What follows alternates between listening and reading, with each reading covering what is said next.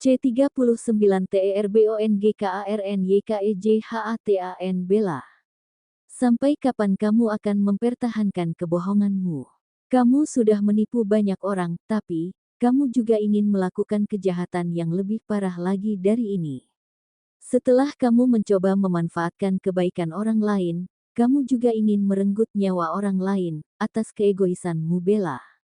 Teriak Satria di ujung perkataannya, membuat wanita itu sontak terkejut dan menatap ke arah Satria. "Sat, apa yang kamu katakan? Hentikan omongan kosongmu, Bella belum sembuh, kamu bisa menyakiti hatinya." Tukas Astuti. Satria langsung menoleh ke arah Astuti dan memberi peringatan kepada Astuti agar tidak melibatkan diri dalam masalah yang sedang diselesaikan oleh Satria dengan Bella.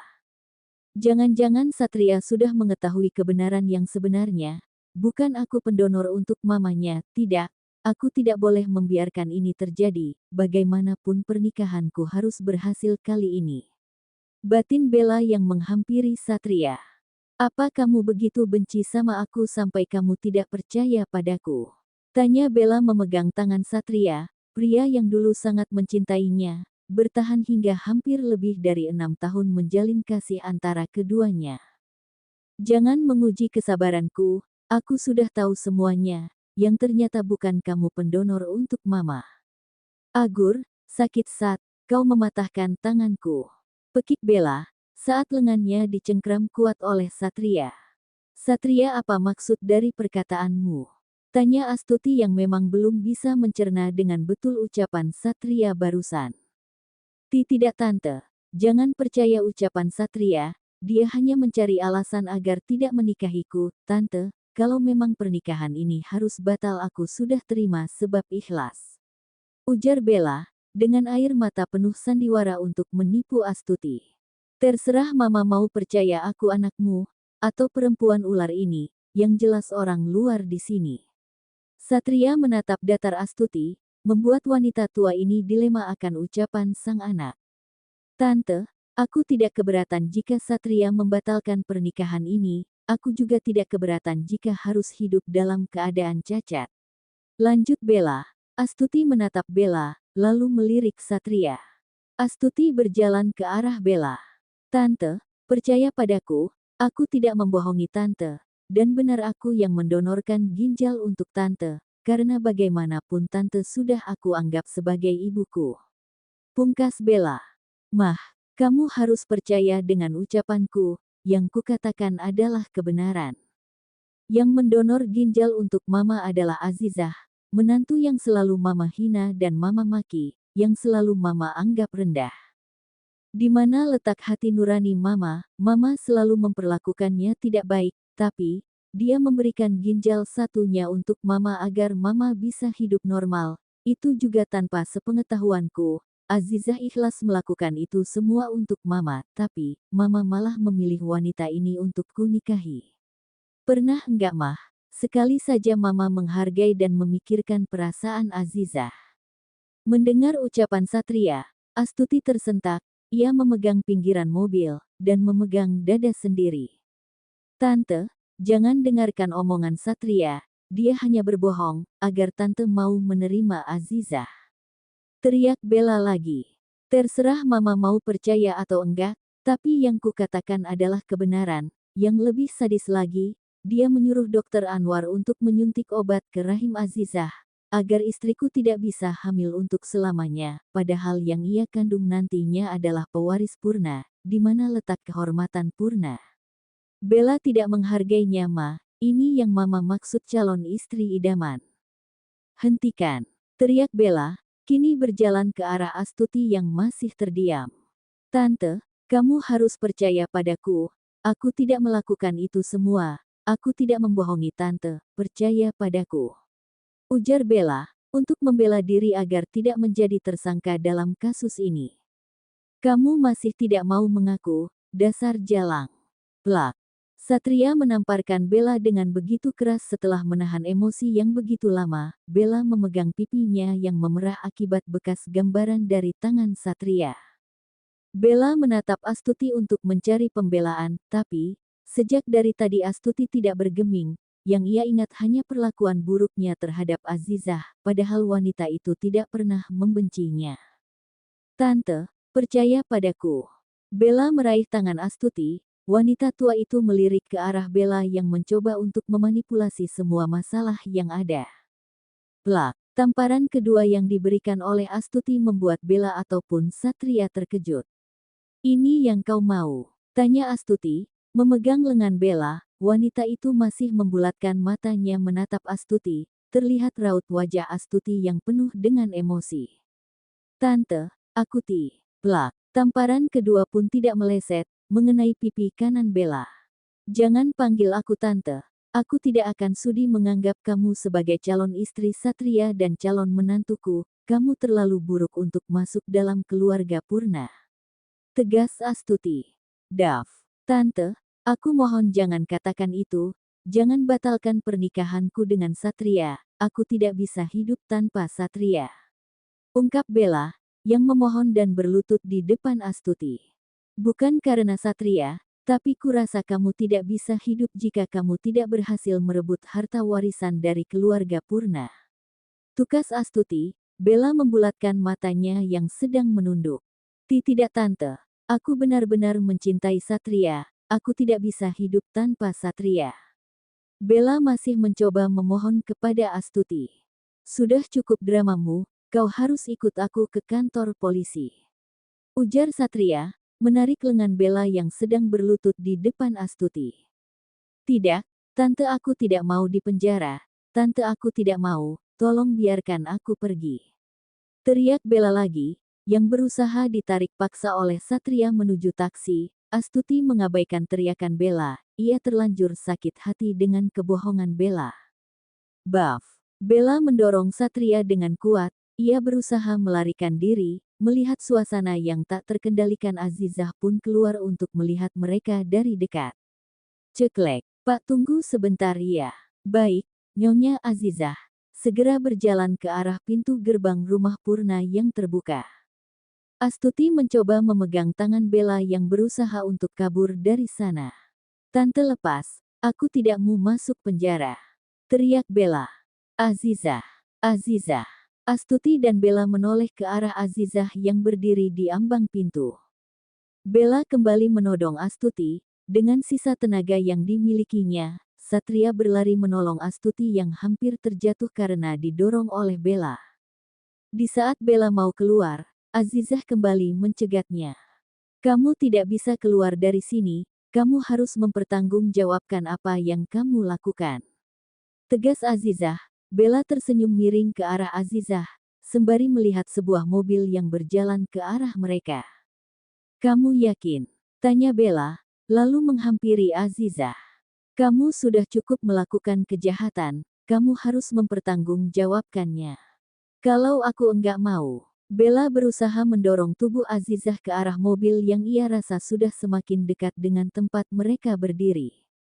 Azizah yang merasa Bella dengan sengaja mendorongnya, dia segera memegang tangan Bella, dan keduanya serasa tarik-menarik, dalam keadaan itu, dan tentu saja tangan keduanya terlepas. Tit, tit, tit, suara klakson mobil, yang berjalan ke arah mereka, dengan kecepatan lumayan tinggi. Padahal di perumahan itu, jarang orang mengemudi dengan kecepatan tinggi. Azizah, sayang. Satria dan Astuti berteriak secara bersamaan di saat melihat Azizah yang akan terjatuh. Agerur, braak. Azizah yang merasa Bella dengan sengaja mendorongnya, dia segera memegang tangan Bella, dan keduanya serasa tarik-menarik, dalam keadaan itu, dan tentu saja tangan keduanya terlepas. Tit, tit, tit. Suara klakson mobil, yang berjalan ke arah mereka, dengan kecepatan lumayan tinggi, padahal di perumahan itu, jarang orang mengemudi dengan kecepatan tinggi. Azizah, sayang. Satria dan Astuti berteriak secara bersamaan di saat melihat Azizah yang akan terjatuh. Agerur, braak, haah. Azizah terpaku, sembari matanya terus menatap ke arah Bella yang terhempas ke jalan aspal. Satria berlari untuk melihat keadaan Azizah, begitu juga dengan Astuti yang mendekat ke arah Azizah dan Satria. Sayang kamu tidak apa-apa. sembari memeriksa keadaan Azizah. Aku tidak apa-apa Mas, tapi, Bella, Azizah dan Satria melihat ke arah Bella yang berbaring di jalan dalam keadaan sekarat. Cekat 3 TTT. Sebuah mobil berhenti tepat di depan rumah Satria. Mobil itu, milik Aldo, yang baru saja datang bersama dengan Mela. Bagaimana keadaannya?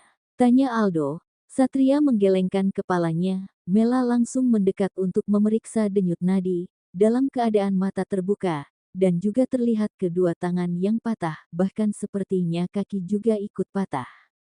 Dia keguguran, ungkap Mela. Astuti dan Azizah membulatkan matanya, yang memang tidak mengetahui kalau Bella sedang mengandung, kecuali Satria dan Aldo serta Mela. Hamil?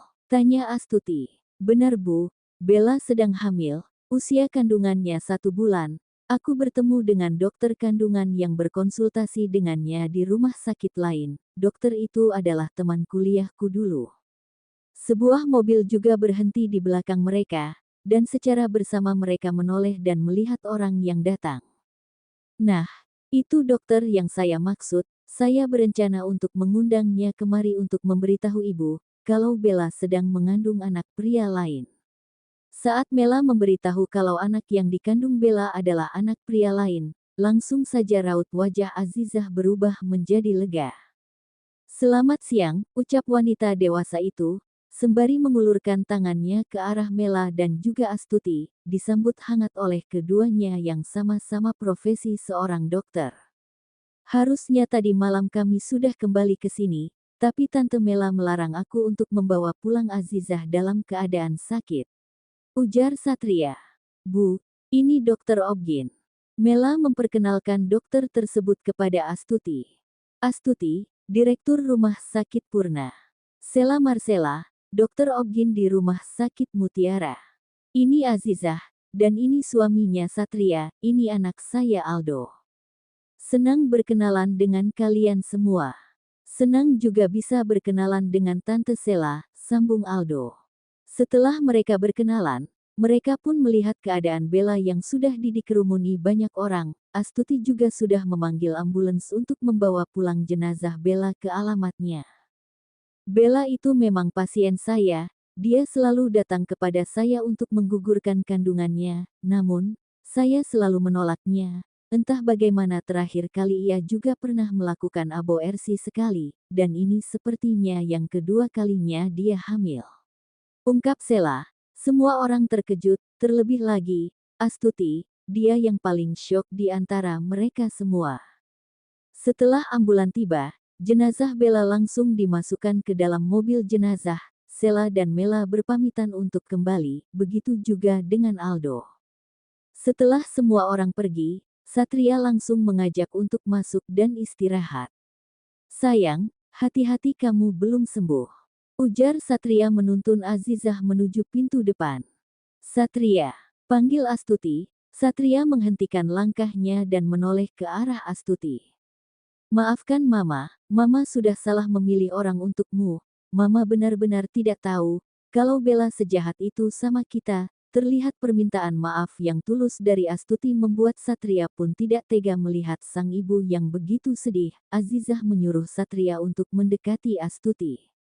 Mah, semuanya sudah selesai sekarang, dia juga sudah mendapatkan balasannya, sekarang kita bisa memulainya dari awal lagi Mah.